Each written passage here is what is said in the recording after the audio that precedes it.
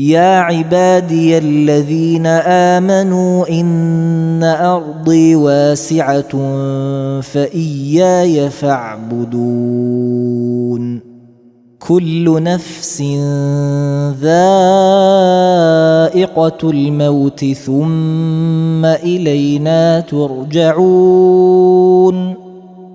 والذين آمنوا وعملوا الصالحات لنبوئنهم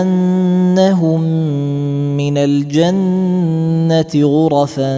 تجري من تحتها الأنهار خالدين فيها نعم أجر العاملين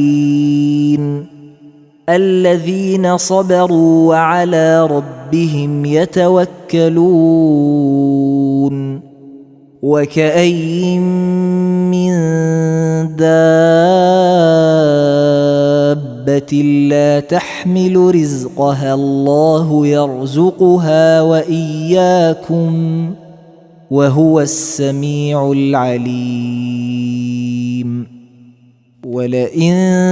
سألتهم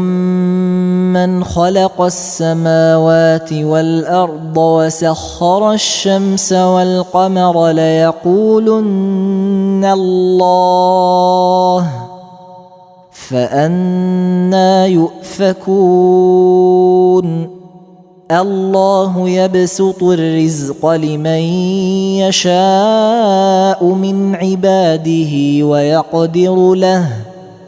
إن الله بكل شيء عليم